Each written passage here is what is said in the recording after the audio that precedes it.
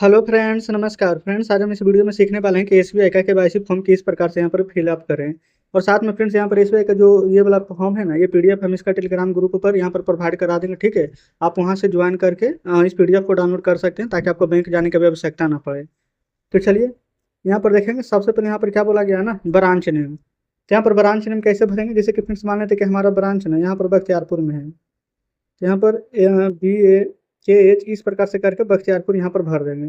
ठीक है, फिर उसके बाद इधर देखेंगे ना तो हमारा यहाँ पर ब्रांच कोड दिया गया है। ठीक है, तो जो भी आपका ब्रांच का कोड हो आप देखेंगे तो यहाँ पर दिया हुआ रहता है। ठीक है, तो ब्रांच कोड यहाँ पर जो भी रहेगा आप यहाँ पर भर दीजिएगा। साथ में यहाँ पर डेट, जिस दिन ना आप फॉर्म को जमा कीजिएगा, ठीक है, उसी दिन डालिएगा डेट। मान लेते हैं कि हम 10 तारीख को जमा करेंगे तो इधर लिखेंगे 10 तारीख। ठीक है, 7वां महीना है तो लिखेंगे 7वां महीना। 2026 है तो लिख लीजिएगा 2026, इस प्रकार से। ठीक है, कोई दिक्कत नहीं है। चलिए यहाँ पर एप्लीकेशन टाइप देखेंगे क्या है, आप अपडेट करा रहे हैं कि नया है। अगर फ्रेंड्स अपडेट कर रहे हैं तो यहाँ पर अपडेट वाला पर टिक करेंगे, लेकिन हम नया भरेंगे तो यहाँ पर हम न्यू करेंगे। ठीक है, एससी केवाईसी नंबर, तो केवाईसी तो हम अपडेट ही कर रहे हैं, है ना। केवाईसी तो हमारे पास है नहीं, तो ये नंबर भरने की आवश्यकता आपको नहीं है। ठीक है यहाँ तक। अब नीचे आइए, यहाँ पर कस्टमर आईडी है। तो कस्टमर आईडी आप कहाँ से लाइएगा, आप अपने देखेंगे ना बैंक के पासबुक में कस्टमर आईडी दिया हुआ रहता है। जो भी रहे इस प्रकार से J22 करके कुछ रहेगा, कस्टमर आईडी यहाँ पर भर दीजिएगा। ठीक है, फिर अकाउंट नंबर भी आप ही के पासबुक में दिया रहेगा, जो भी आपका अकाउंट नंबर यहाँ पर है, इस प्रकार से आप अपना अकाउंट नंबर यहाँ पर फिलअप कर दीजिएगा। ठीक है, और फिर उसके बाद में देखेंगे अकाउंट टाइप में है, यहाँ पर नॉर्मल है कि स्मॉल है कि माइनर है। तो फ्रेंड्स यहाँ पर देखेंगे नॉर्मल ही होता है ज़्यादातर का, तो यहाँ पर नॉर्मल पर टिक कर देंगे। ठीक है, फिर इधर देखेंगे, आपको इधर ना कुछ भी फिलअप करने की आवश्यकता नहीं है। अब यहाँ देखेंगे पर्सनल डिटेल में चलिए, यहाँ पर क्या बोला गया, नाम। ठीक है, तो नाम आप कैसे भरेंगे, जैसे कि यहाँ पर देखेंगे कि हमारा, जैसे कि शुरू में किसी का देखेंगे कोई मिस्टर लगाते हैं, कोई श्री लगाते हैं, कोई कुछ नहीं लगाते हैं। तो आप देखिएगा अगर मिस्टर लगाते हैं तो AMR लिख दीजिएगा शॉर्ट में, नहीं तो डायरेक्ट, अगर जैसे कि हमारा नाम है, हम कुछ नहीं लगाते तो हम लिख देंगे यहाँ पर सभी कैपिटल में भरेंगे, CHANDAN, इस प्रकार से चंदन। और फिर एक यहाँ पर स्पेस वाला छोड़ देंगे, यहाँ पर इस प्रकार से कुमार लिख देंगे। ठीक है ना। तो जो आपका आईडी में दिया गया है ना, जैसे कि आप आधार कार्ड में या पैन कार्ड से सब लिंक रहता है, तो वही वाला नाम यहाँ भर देंगे। यहाँ पर मेडन है, मेडन नेम में आपका गार्जियन का नाम दिया हुआ रहता है। जैसे कि आप अपने पिताजी का नाम लिख सकते हैं, जो भी आपके पिताजी का नाम हो वो लिख लीजिएगा। डेट ऑफ बर्थ जितना भी तारीख है, जैसे 2 तारीख है तो 2 तारीख, चौथा महीना 2000, जो भी है लिख देंगे। मेल है कि फीमेल है, आप अपने अनुसार यहाँ पर टिक लगा दीजिएगा। फिर यहाँ पर मैरिड है क्या, अनमैरिड है, अगर अनमैरिड है तो अनमैरिड पर टिक लगाएंगे, मैरिड है तो मैरिड पर। ठीक है, फिर बोला गया name of, please tick one, किसका नाम देना चाहते हैं। जैसे कि मान लेते हैं मेडन नेम, गार्जियन नेम हम अपने पिताजी का नाम दिए तो फादर पर टिक लगाएंगे। मान लेते हैं कि हम अपने माता जी का नाम देंगे तो हम मदर पर टिक लगाएंगे। समझ गए ना, कोई दिक्कत नहीं है। चलिए फिर उसके बाद में देखेंगे नीचे, अगर यहाँ पर हम फादर का नाम देंगे ना तो यहाँ पर अपने पिताजी का नाम लिख दीजिएगा। ठीक है, कोई दिक्कत नहीं है।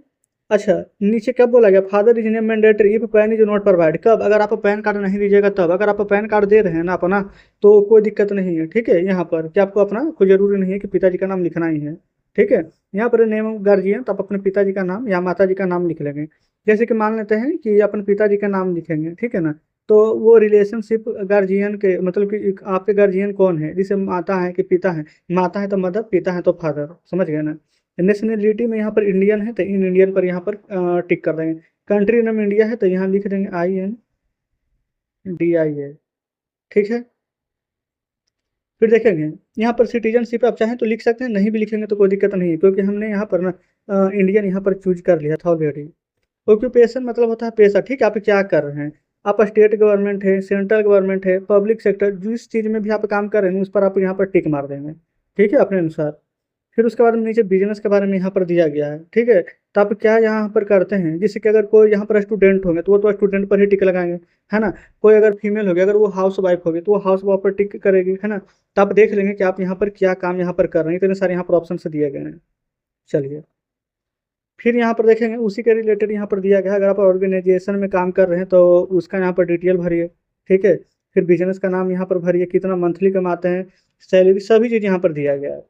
अच्छा, यहाँ पर देखेंगे जो हिंदू होंगे हिंदू पर, जो मुस्लिम होंगे मुस्लिम पर, क्रिश्चियन होंगे सिख, मतलब जो भी आप अपने अनुसार टिक कर लेंगे। साथ में कैटेगरी जो ओबीसी में आते हैं, SC में ST में जिस चीज़ पर आते हैं उस पर टिक कर लेंगे। यहाँ पर देखेंगे डिसेबिलिटी का मतलब होता है ना कि कोई विकलांगता है कि नहीं, अगर है तो यस, नहीं है तो नो पर टिक कर लेंगे। ठीक है, फिर यहाँ पर एजुकेशनल पूछ रहा है, मतलब कि आप क्या पास किए हैं, 9th या 10th या ग्रेजुएट, जो भी आप किए हैं उस पर टिक कर लेंगे। फिर नीचे कंप्यूटर के बारे में दिया गया है, ठीक है, कंप्यूटर डिग्री अगर है तो दीजिए, नहीं है तो इसमें नहीं भी भरिएगा नहीं सब, तो कोई भी दिक्कत यहाँ पर नहीं होनी है। ठीक है, चलिए सीधे आगे चलते हैं। यहाँ भी फ्रेंड्स देखेंगे, आप चाहें तो यहाँ पर ईमेल आईडी दे सकते हैं, नहीं भी दीजिएगा तो कोई प्रॉब्लम नहीं है।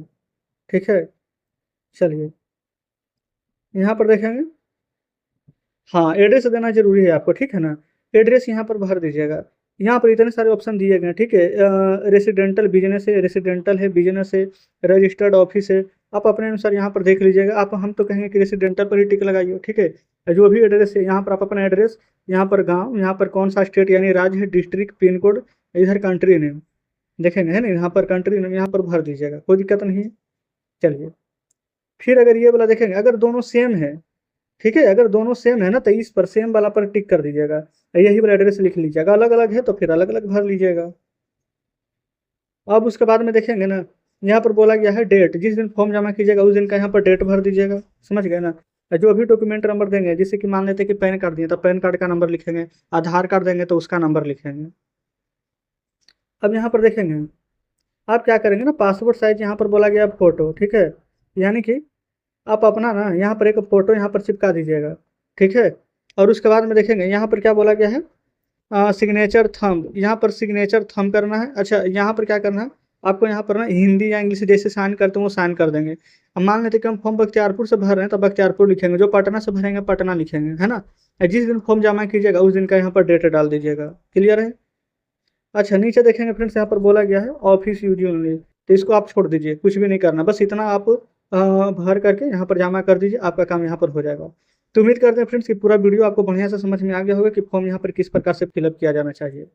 तो चलिए ठीक है फ्रेंड्स, वीडियो अच्छी लगी हो तो वीडियो को लाइक और चैनल को सब्सक्राइब कर दीजिएगा। तो मिलते हैं आपसे कल नेक्स्ट वीडियो में।